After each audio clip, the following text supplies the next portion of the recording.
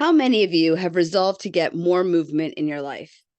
If not for weight loss, but for all the other benefits: mental health, focus, energy, productivity, or just generalized well being. As I've often said, I wish exercise and weight loss would just get a divorce because the benefits of moving your body are so much more profound than the numbers on the scale. But if you've been out of the game for a bit, you may feel intimidated or just don't know where to start. Well, I'm having a guest today who is going to share not only how to get started, but for those of you who are in it, how to level up your fitness routine.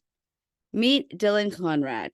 He's owner of DC Fitness, a premier online coaching and accountability practice offering group and one-on-one online fitness and coaching. He's been at this gig for nearly 20 years and has tremendous experience and expertise. As we'll discuss, he was even my trainer back in the day. This is going to be a super informative episode, so let's dig in. So, welcome, Dylan. I'm so excited to have you here. We have a personal and professional history, and I can't help but recall the 5 a.m. workouts we used to do together back in the day.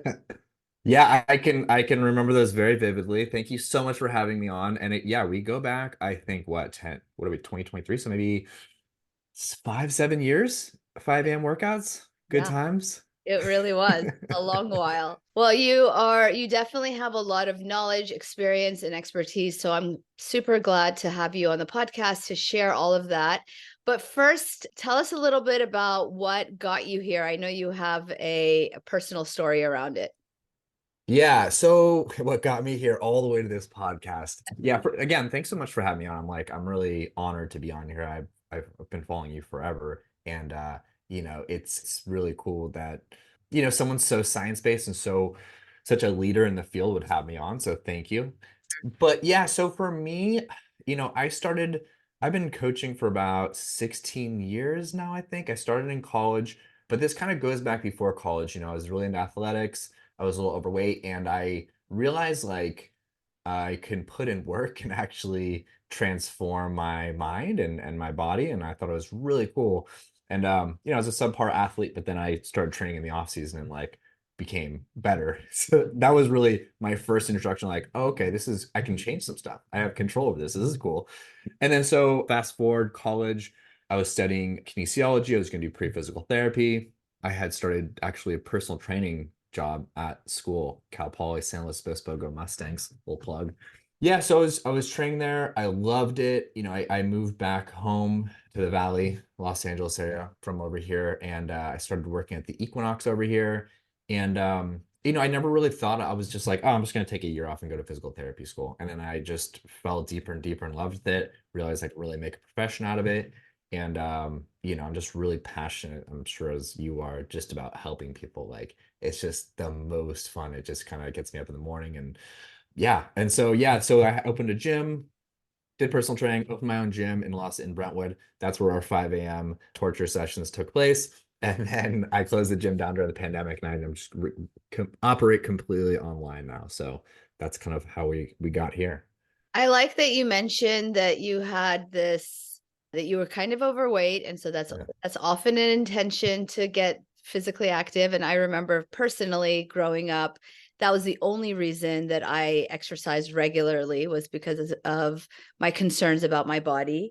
But you also mentioned the mind, and I think that's what we really find where the transformation occurs, is that exercise, while we really think of it always in terms of weight loss, it does so much for our mental, emotional well-being. And that becomes like the back door to weight loss or 100%. soothing with anything, with any your substance of choice. Yeah. It's the mind piece that we really need to hone in on, because 100%. that's where the transformation happens. Yeah, and just to kind of add to that too, I was thinking about this, I wouldn't, I consider myself somewhat successful in what I do. You are I have indeed. about 13 employees, and we have about 170 clients right now.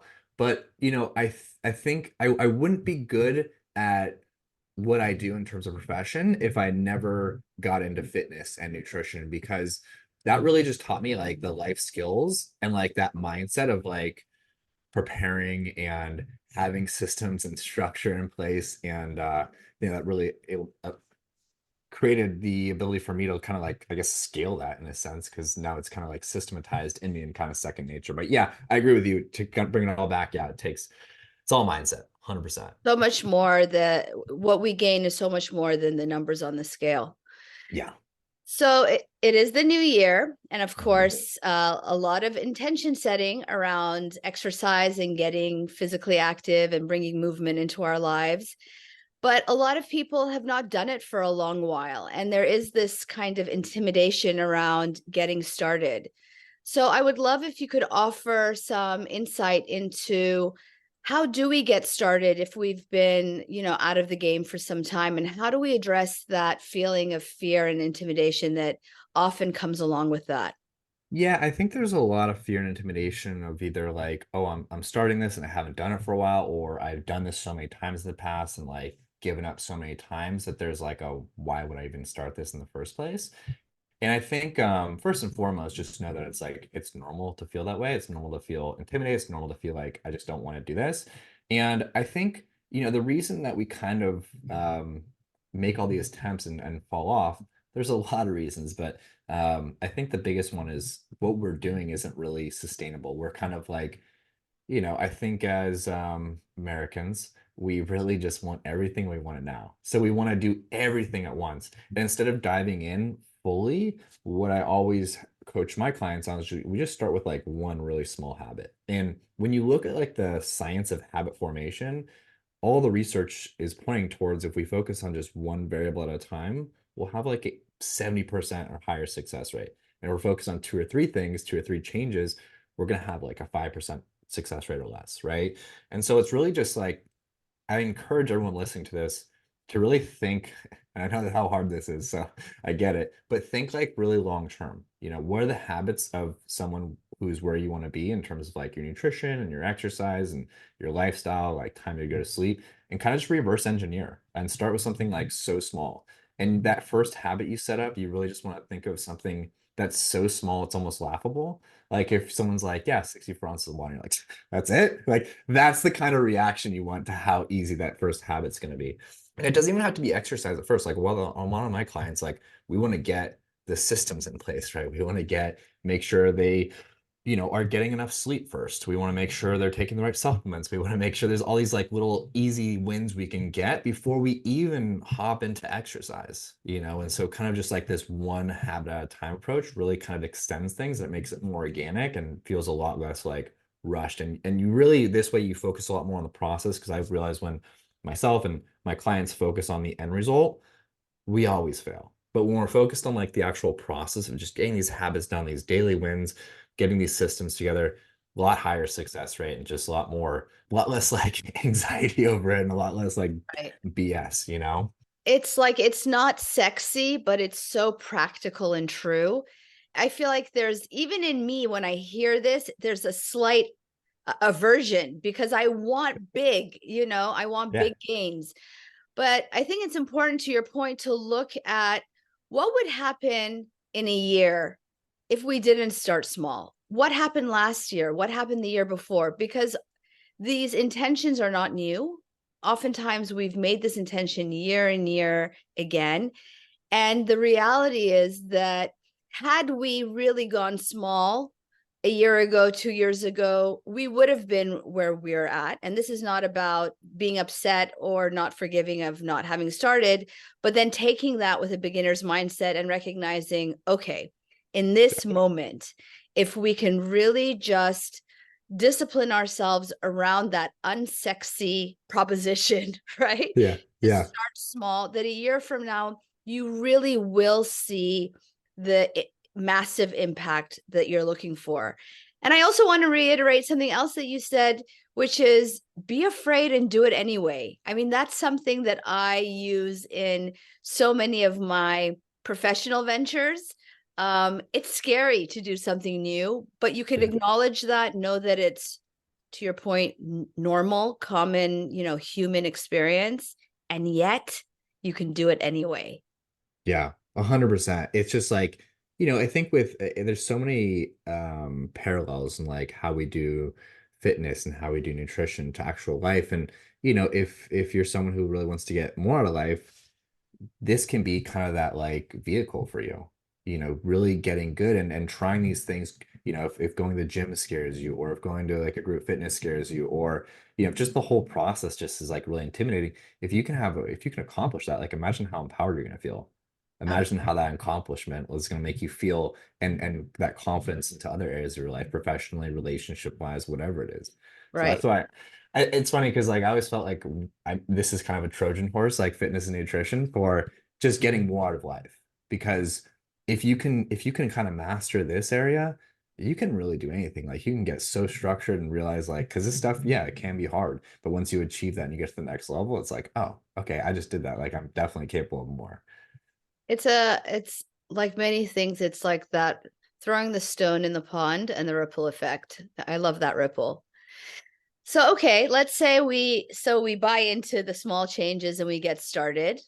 But then there's that drop off, right? Yeah. So January, we're all jazzed. I find that February is the new January. Right?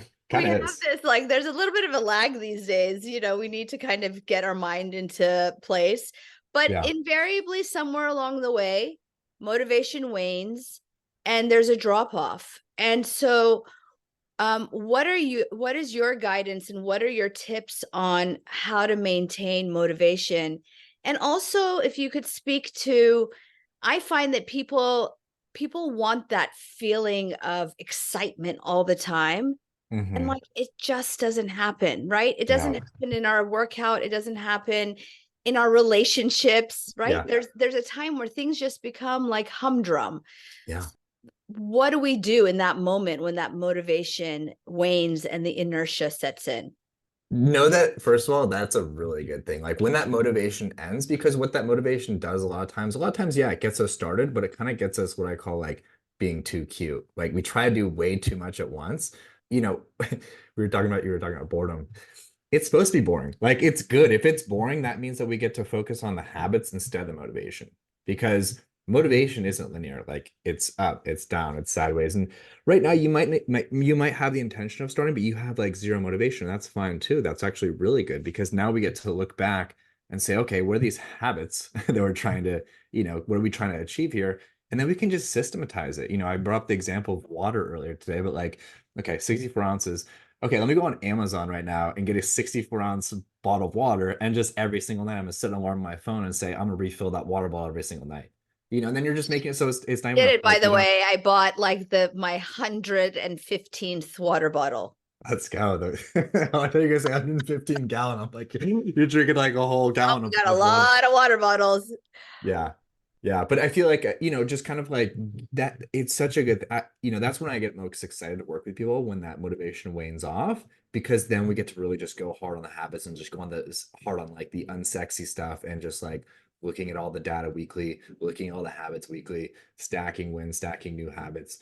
I think habit stacking, like once you get that first habit, I kind of go through that sooner, but once you get that first habit down, week, 2 weeks, stack another one on top, then stack another, and keep going until it is this sexy beast. And you do keep trying new things out, and you're taking cold plunges, and it's like this whole interesting thing, that you're really looking at your body a lot differently. Yeah, I think that, just looking back on it. Yeah, It's also a matter of I think motivation often comes on the back end, right? yeah, Like yeah, we want motivation to get us in the game, but the reality is that sometimes, lacing up our sneakers is a matter of just faith. It's an yeah, act of faith, right? yeah. Knowing that on the other end, when you do start to feel those benefits, that is the source of motivation. Yeah, absolutely. Like and yeah, motivation comes in waves. It comes in all shapes and sizes. Like you might have like PR'd in a workout or done something really cool that you're like, wow, I really, and that's motivating for you, and that kind of lifts you up. And it could be just like you did a spin class, and or you did an Orange Theory class, and I don't know if you're still doing Orange Theory, but you do Orange Theory class, and you just get like the endorphins after, and you feel really, really good, and that's motivating. So motivation can also just, doesn't have to be like week to week. It can also be day to day, hour to hour, motivation kind of going throughout the day. Yeah, and I like that. I like the way you state that it comes in waves, Hmm. because it allows us to tolerate the humdrum, knowing that, this will pass and there will be another wave that will feel a little differently. So another thing that I come across often in my medical practice, patients will come in, and usually if they come in to see a quote weight loss doctor, it's because they've done it all, right? And one of the things that they've often done is they'll come in and say, I got a personal trainer, I've been working with him or her 2 days a week, I didn't lose an ounce, and so I canned it, I quit. And that becomes one of the failures. Can you talk a little bit about your views on exercise and weight loss? What is a realistic expectation in that regard? Yeah, speak to that a Yeah. little bit. Yeah. I think, it really all depends. A lot of times, like, especially if you haven't exercised for a while, or if you're a personal trainer or whatever you're doing, you have a lot of weights involved, you're going to hold a lot of glycogen. Like, and then typically that's like about 6 weeks and the scale doesn't move because you're holding more, carbohydrates in your body. But so that's like a normal thing. And, you got to kind of look back on, well, I'll tell you this. It's like I'm not sure if you say this on your podcast, but I tell my clients this all the time. Like, it's 80% nutrition. Yeah. It's 80% nutrition. So probably the scale didn't move is because, you got your nutrition dialed in. That's why they're seeing you. And that's kind of my thoughts. And I'm very transparent with all my clients that come in through. I'm like, it's 80% nutrition, 20% training, and 100% mindset. And so, if you didn't like working with your personal trainer, don't work with them. 100%.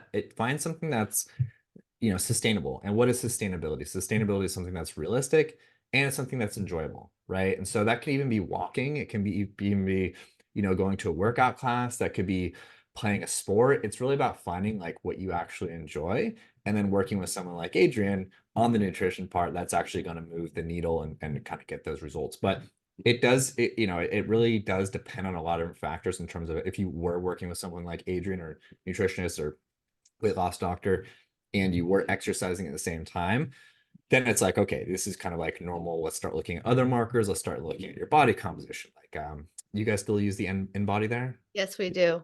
Yeah. Great, great scan. Get an in-body scan and look at these other measurements, progress pictures weekly, that you really can kind of track your progress, but also really fall in love with the actual process. Because the minute that you start focusing on these results, is the minute that you fail because you're just going to get obsessed with it and it's not going to be fun. And it's just you're doing something for an end result, right? Instead of doing something, to focus on this process of like really enjoying it, getting better mentally, like, finding that discipline muscle, getting that mental workout, so to speak. Yeah, and I like the idea of using different parameters of success. Like we really are so hyper Yeah. focused on the numbers, and I don't want to dismiss that because Yeah. it's important. But what is happening to your body composition? What is happening to your physique? What is happening to the other physiologic parameters? So we see blood pressure come down really Yeah. quickly when people start exercising, or blood sugar comes down even before people start losing weight. So having a broader sense, right, of what the outcome is. Yeah.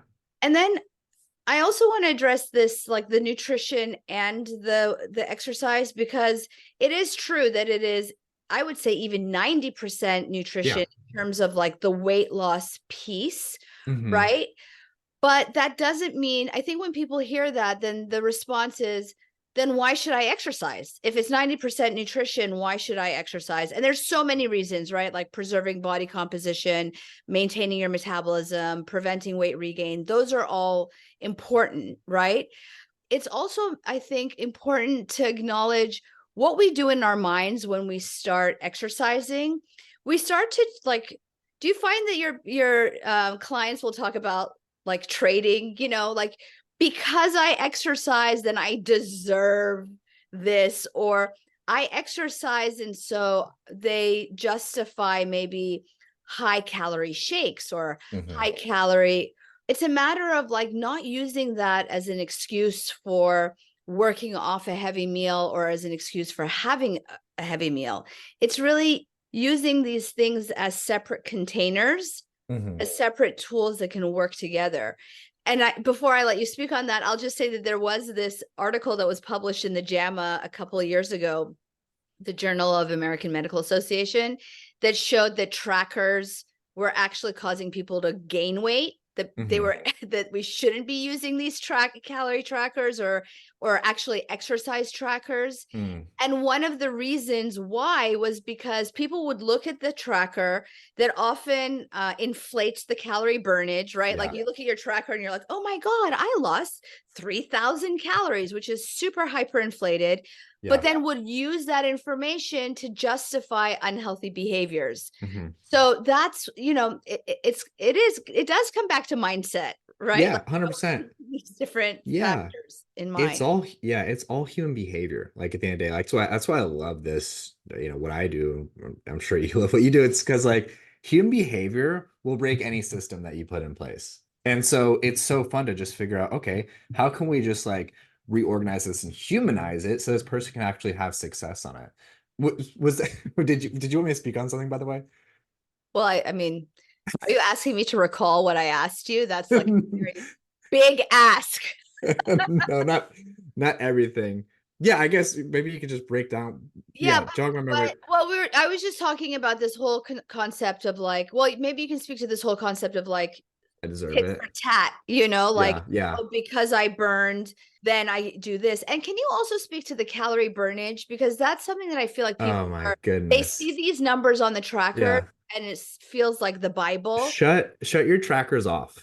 Like the first thing I tell people if they're gonna use my fitness pal, like you gotta take the exercise thing off because it's just gonna like they're so inaccurate. Whether that's on like the Hyperinflated. hyperinflated, Yeah. hyperinflated. Like strength training doesn't burn that many calories. Cardio burns more calories, but it's still not that many. Hey, it's like the same the EPOC, excess post-oxygen consumption, that everyone was like, this is when HIT was really big. I think like 2010-ish.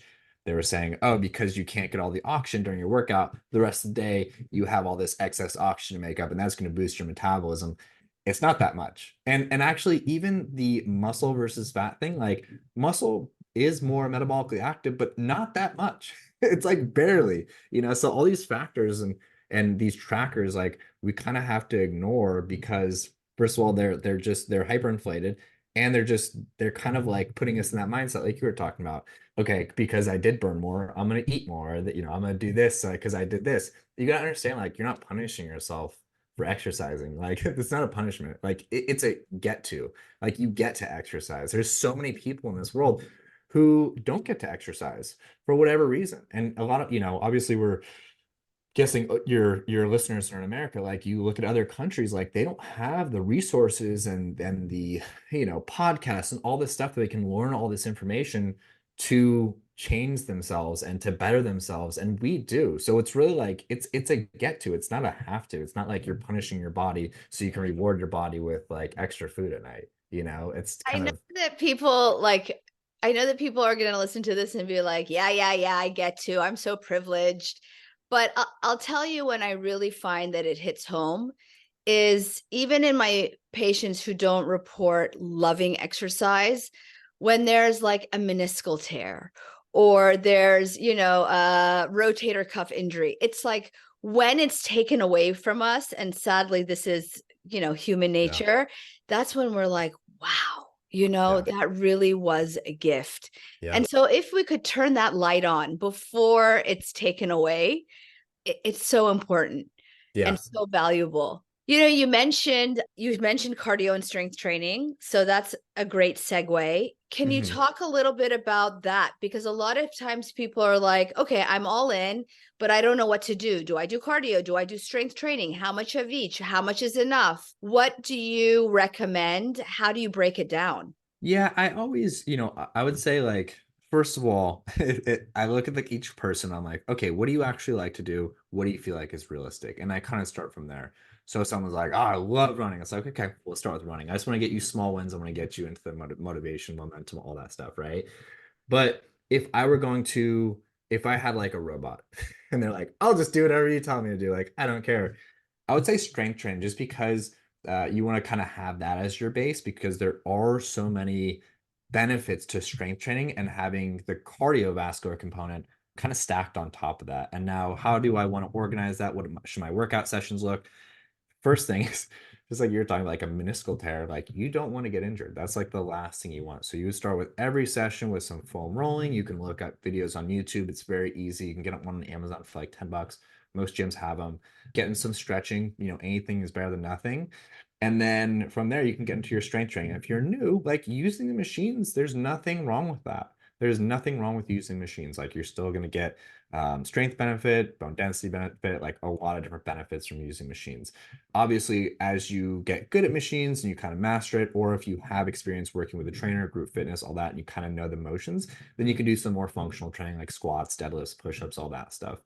But really, once you get good at that, then it's about stacking the cardio on top. And now that's going to depend. Like, obviously, we were talking earlier about female physiology, and that's going to be a different exercise. And if you have a woman with a natural menstrual cycle, there's going to be two different parts, the follicular phase and the luteal phase, that they feel completely different and they feel stronger in one, and probably want to change up the workouts. And someone that's in perimenopause, menopause, postmenopause, even birth control, like those are all things that are going to change, but just of what you should be doing in terms of like your cardio, your hit, and your steady state cardio, which is longer, your hit, which is shorter, more intense, and then your strength training. And all those are going to change around base physiology you have. But before you get into there, you kind of need to master the basics, right? Just get really, really good at each kind of prong of that. And then you can, as you get into it and you have this all second nature, that you can start exploring that. Or if you're working with a coach, someone like Adrian. Well, I wonder if we didn't want to like complicate things, right? Because it could get very in Yeah. depth and specified. But at the same time, when we complicate it, it makes it less likely to be achieved. So let's say somebody is starting out at home, they don't want to go to a gym. Talk a little bit about, like how would you start with that strength training piece if you had free weights? And can you also talk a little bit about light weights versus heavy, the Mhm. fear of bulking up and how to, prevent that from happening? Where would you recommend someone who's just walking into their garage and, is starting with some free weights? Yeah, again, it just depends kind of where you're starting at in terms of your fitness level and what And you're. let's just assume for the purposes of this, it's New Year and, I haven't done anything for a year and I'm just getting, into the swing of things. And but you've had an experience like exercising in the past. Yeah, maybe not necessarily me, but like the average person out there who really has been off their game for a while. How Yeah. go about starting with strength training? Yeah, I would say 1 to 2 sets, like 8 to 12. Don't go, especially in the first week or two, like don't go heavy, don't push yourself to failure, don't like try to feel burn. Like just get the movements, get yourself in there and get your body like rocking. Now you can kind of like gauge it based on your soreness and how, much more intense you want to go. In terms of bulking up, like, Yeah. I'm a big dude. I'm 5'10", 193, and like 13% body fat. Like this took me a long time. This took me like 20 years. And I hear always people come like, well, I don't want to get as big as you. I'm like, well, don't worry, you're not. Like this took me forever. So just know like it's not going to be overnight. Like, yes, you might feel like you are more muscular, especially in the beginning, because you are storing more glycogen. This does go away at week 6 to week 8. So that will eventually go away. But in terms of lighter weights or heavier weights, you can build muscle on light weights and you can build muscle on heavy weights. Like all the research right now is based on, how deep into like muscular failure are you going into, and that's going to be what's going to build muscle. So Talk most about that. people, What does that mean, muscular failure? so muscular failure is like, for example, if you're doing an exercise like a hamstring curl on a machine, that's like where your muscle just will not fire anymore and you cannot go. Right. And so that's kind of like the deeper you can go into there, that's where you're It's going a to be more matter of reps, it sounds like. reps and weights. Yeah. Yeah. So Yeah. pushing with whatever weight you're at to to the point at So you which can't go you anymore. can't go anymore. And Yeah. that may be more important than necessarily amping up or starting out at super heavy weights. 100%. It's way better to, I always encourage people to start with like moderate weights, rep ranges, 12 to 20, like just kind of like get the motion down. If you do want to build muscle, it's way safer with lighter weights, right? And so you can go lighter and moderate. If you're advanced, then yeah, go heavy, but that's, you don't ever need to lift like under probably six reps. There's really no reason for that. I like to hear about the lighter weights because I know, like when I was doing group fitness, I was doing heavier weights. And now Mhm. I'm, working out of my garage. I have my Peloton. I live close to the beach, thankfully. And so I go out for a run. But like, for example, the Peloton came with 3-pound weights. And I was like, What am I gonna do what with these? do you want me to do with this? But I actually find that if I do a full minute of, Yeah. tricep something on 3 pounds, I'm like, woof, Yeah. burns. Yeah, you don't need a whole lot of weight. Like you can like like I was saying, if you're picking your own weight and it's lighter weight and you're going into like muscular failure and you feel like that deep burning, you don't really need too much weight. And a lot of stuff you could just do body weight, to be honest with you. So Mm, like someone who's just starting, in their garage and hasn't done anything in a while, it's like just start with like the things that work, the squats, push-ups, any hinging movement like a deadlift, like just kind of keep it really basic. And, like Adrian was saying, if you just have really light weights, you can do a bunch of tricep kickbacks, bicep curls, and that type of thing for a minute, 2 minutes, and really start getting some effect on that, even though you don't have too much weight. I like that. I'm just thinking because I like my cardio. It's how I get out of my head. I used Yeah. to love the weight component of group fitness, Yeah. but doing it on my own bores the heck out of me. And so I've kind of fallen out of that practice. But I will say going frequent repetitions on lower weights makes me feel like I don't have to cycle back through it again multiple times. Yeah. I just do an exercise and then I move on. And that Yeah. helps me maintain that pace Yeah. of just continuing to go forward. Yeah, I mean, look, at the end of the day, like your heart doesn't know what your body's doing, So like if you're working hard, you're working hard and your body is going to respond to it. So it's really like, yeah, and all the research again is on muscular failure, but like that's only one set. You really only need to do one set, especially if it's lighter weights. It's like it's fine. You can just like once you get it in, you can just move on to the next one like you're doing. Yay. Thank you for that.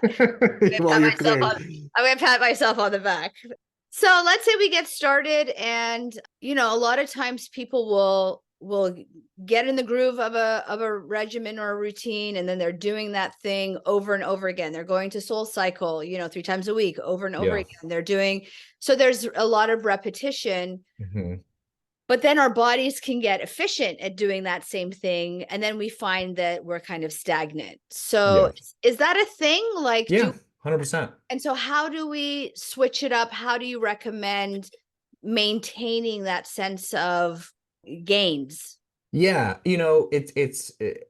a lot of different factors, right? You can like if you're getting really stagnant in Soul Cycle, I know like Orange Theory, for example, you get a score afterwards. So like if you're feeling stagnant, just like beat your score every time, right? But if you're kind of just getting like mentally over it, it's okay to switch it up. Like it's totally fine. If you're doing Soul Cycle for 4 months, you're over it, you just can't go to another Soul Cycle class, you feel like you plateaued, then switch it up. But if you're doing like, weight training or in your home, you can switch variables out constantly to get a new adaptation stimulus. Like you don't have to keep doing the same thing. You can always switch it up and always go in between like, okay, I'm gonna be focusing on like more muscle building. I'm gonna be focused on more like, energy systems work here. I'm gonna be focused on more, strength. There's a lot of different factors you can kind of cycle in and out of if you are getting bored at home or at a gym, for example. If you're doing like a class, you're kind of, you're kind of glued into that class. So you can, I would say, it just depends. Like athletes even don't plateau for 8 to 12 weeks. I feel like the plateau most people get to is like a mental plateau. They're just like, I can't do any more of this Soul Cycle. I can't do any more of X, Y, and Z.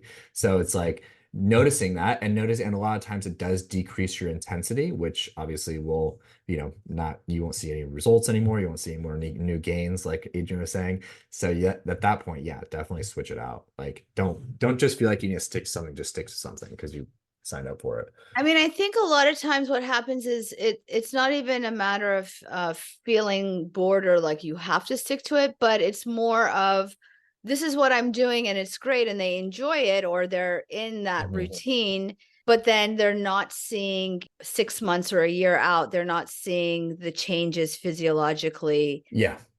Yeah, I mean, like that's, in the beginning of your work, like whatever you're doing, you are going to see a very non-linear increase in everything. So you're able to call like beginner gains, and that's where you see like a very everything, your strength levels shoot up, your cardio shoots up, like everything in the beginning, you're getting strong and endured and leaner at such a rapid rate, but that does drop off. And that is like totally normal, and it's okay, like, hey, if you only went up like a rep next week or 2.5 pounds next week on the same exact exercise, that's totally fine. That's still an increase. And even if you stay the same the next week, I will say like once you feel like you can't go up and reps or anything without compensating for your form or strength, then it's like, okay, let's switch out the program and start putting new exercises in here.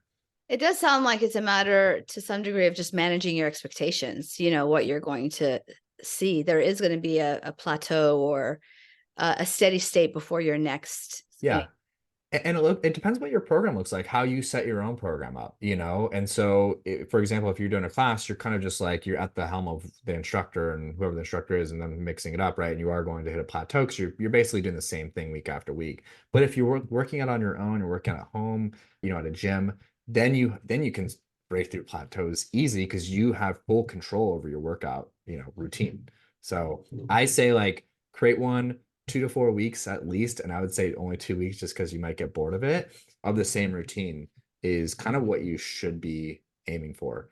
We have the best results with like people who are like accountants and just kind of like the monotony of just the boring work, right? They get it because they see this and they're like, oh, it's just kind of like part of their normal routine now, and they can kind of just like move through it systematically and just kind of, enjoy the boring. It's funny that monotony is actually so effective. I mean, So effective. even in the weight loss data, they've shown that like people who don't vary their diets very much, and Yeah. I have like the same like type of salad that I pack that I've been packing and taking to work for the last 10 years. But they show that, if you can, lack of variability is actually Yeah. effective. 100%. It's the same thing with habit formations, right? The less amount of variables you can have, the better. And I think most of us, I don't know, you can speak to this probably, but like, don't we just eat like the same 8 to 10 meals every single week anyways? And so it's really just like figuring out, okay, what should the portions look like in those? And then that can be like the easiest way to break through. But yeah, I mean, the most successful people, and not in just their physiques, like if you look at the top physique athletes or the top athletes, like they're boring. Like it's really boring. Like they just do like a lot of boring stuff for a really long time. It's just they outlast everyone else that gets, kind of sidetracked or shiny object or this or that. Everyone wants to hop and find the latest and greatest. And it's like, well, that's not really going to work. That's not what it is. And I feel like that's like with the business too. It's the same thing. It's like the boring stuff works, just kind of like going in and out. I call it chopping wood, just like the repetition. But yeah, I mean, it should feel boring. Like if it feels boring for you, that is a good thing. It's like not chasing the sexy again, right? Yeah, 100%. I Don't think we chase the sexy people. That's like don't the stop chasing the sexy. It's like your ex-boyfriend or girlfriend that like you just kept chasing and chasing and chasing, and nothing good came out of that. It's the same thing with your fitness and your nutrition. Like there is no new thing. Like the basic stuff that's been here for ages, it still works and it's going to still work. Right. yeah. It's just like, okay, everyone wants to be like keto, or do I need to do HIIT, or there's this new workout X, Y, and Z. And have you heard of this? It's like, yeah, I have, but Back to the basics. Yeah, basic. Just back to keep the basics. keep it simple. Can you tell me what your thoughts are on like rest days? Like Hmm. what's the science behind it? Is it necessary? How Yeah. much? Yeah. Because if you look at it, like your results don't come during an exercise session, they come between the exercise session. So if your body is not recovering and repairing itself, your results aren't going to be good at all. So that includes like lack of sleep, and recovery and rest days are so dependent. You could have someone, stress comes in all forms. Workouts a stress, eating in a calorie deficit, it's a stressor. Relationships are stress. Your work is a stress. So like if we have all this quantitative stress kind of coming from all angles and it's very, very intense, now our body is not going to recover that well, especially if we're not sleeping on top of that. So the recovery is so important, and those rest days are so important because that's when your results happen, right? And so, it doesn't have to be like you're just sitting on a couch all day. You can go on depending on what your workouts look like. If you're someone who works out and does classes and you're more active and all that stuff, you can go on like a hike, like get your heart rate up that way, or do a yoga class, or that can be an active rest, or go for a long walk. But yeah, I would say like at least one day, if not, two to three would be ideal. And if you don't need those rest days, you probably need to like look at your workout routine and adjust it, because you probably aren't just going intensely enough to where you're seeing a stimulus and need an adaptation. Yeah. So it sounds like more intensity in terms of, I didn't hear, not necessarily in like heaviness, and we are Hmm. talking about strength right now, and this is it's not exclusively strength training, but lighter weights, but more reps, more Hmm. intensity, Yeah. burnout when you're, Yeah. so if you're in it, if you're exercising, like don't be ho hum, Yeah. like get yourself to a higher intensity, but then take the rest and recovery 1 to 3 days, I'm hearing you say. Yeah. And it could be, one of those days could be an active recovery, like a Yeah. hike, walk. Exactly. And the intensity can be in all forms. Like, yeah, I'm not just talking about, I'm actually not talking at all about strength intensity, but yeah, that could be one component, but it can also be like, your rate of perceived exertion, like how hard do you feel like you are pushing yourself for that exercise and for the whole workout. It could be like your intensity on your cardio. There's a lot of different factors that come in, but what intensity kind of comes down to is the RPE scale, the rate of perceived exertion, which I think is actually 0 to 20. So it's how hard do you feel like you're pushing yourself.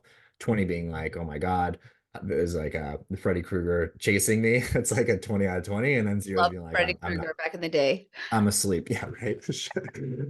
Yeah, if you were born after what, like 19 or before 1982, like you get that reference. But Yeah. yeah, so I think intensity comes in all different forms, and it doesn't be strength. A lot of times it's like, more reps and more, maybe less rest periods. There's a lot of different variables you can include in your workouts: duration, intensity, how often you're doing it, frequency, that you can manipulate to increase the intensity of your actual workouts. And we know, like I'm thinking about, like, I'm thinking back to like when I was in high school, like I had an LA Fitness, or I think it was LA Women membership. And I was eating like those LAUSD like 6-inch chocolate chip cookies that came in the wax paper. It was so buttery that like Yeah, it would so good. seep through. I mean, God, Those are the it would seep best. through the wax and onto my hands. And so I would eat one of those things every day. Holy cow, it probably was like, I don't know, 5, 6, 700 calories. Yeah. And then I would go to LA Fitness and I would like stroll on the treadmill. And then I would wonder why it was not burning off that cookie. And so, like we get these trackers and we want all of these devices to tell us how we're doing. But the truth is, we know if we're like, Yeah, if you're able to have the power bar while you're on the treadmill, then your exercise is probably not justifying the power bar. Like, we just need to be totally. honest. It's not about shaming ourselves. It's just a No, matter of being honest with ourselves. Like, what are I you really doing here? Like, be honest. couldn't agree more. I think like we're just kind of going through the motions, and we use all these like we're like, I don't know. I don't a lot of my clients wear a Whoop or a Garmin or this or that to kind of measure their like, I don't need one of those to, and most of you guys listening to this, like, you don't need that to, you can't curse on here, but let someone know, like, how bad you slept. Whether you pushed yourself hard during that workout, like, whether you might, like, you've had a cookie every single day and then went on the treadmill and not seeing results. Like, you can see like, oh, cookie and easy on the treadmill, okay, that doesn't equal results, so you can change it out. Like, we kind of know what we're doing. It's just the actual accountability a lot of times of actually doing it. I'm sure you kind of feel like probably that's a lot of your job, is just like keeping people accountable, right? It's just like It's that about, actual. yeah, it's about being, I mean, both again, this is both not shaming, not Yeah. feeling guilty, not feeling bad, because that takes your bandwidth and energy away from the accountability. Yeah. Like, meet yourself where you're at. I was addicted to those dang cookies. It is Mhm. what it is. and but at the same time, I have to be honest with myself, and Mhm. so I feel like if we can do that, then that's really the place to be Yeah. honest and kind. Mhm. So I know that you're a great resource and Thank you. you do this virtually. So Mhm. anywhere, anyone listening anywhere across the country, or even Mhm. we have listeners in Australia, we have listeners Oh, in the Middle cool. East.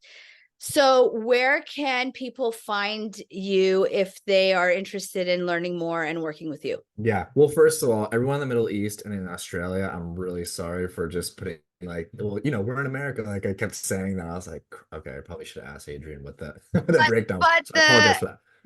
but the guidance is universal. It's all the So same. Oh, 100%. But yeah, where you can find me, I'm on Instagram, Dylan A. Conrad. That's probably where I'm most active, at Dylan, like Bob Dylan, Dylan A. Conrad. I'm sure Adrian will put in the show notes. we will put Um, everything in the show notes. yeah, and then the other place I'm most active is actually LinkedIn. Yeah, LinkedIn, just Dylan A. Conrad, same thing. Yeah, that's probably the most the best two places. I also have a podcast. Adrian was on it. Yeah, I, you were I on it. forgot about that. Yes, Yeah, about a year ago. yes, It's yes, called yes. Metabolic AF. So yeah, if you want to listen to that, a lot of good resources on there. Talk about a lot of stuff, and yeah, I think that's it. Amazing. Well, we will definitely put it all in the show notes. I really appreciate you being here. I encourage all of our listeners, if you found this valuable as I did, I really took some tips away from our conversation. Please share it with somebody that you love and head back over and review the podcast because that just makes it more reachable and listenable. So thank you, Dylan. Thanks for being Thank you. here. Yeah, Appreciate you're you. very welcome. Thank you so much. And if you're listening to this and you're like, wow, this is a lot of information, I just want it all done for me, let me know and I will do it for you. Yeah, love that. Thanks again.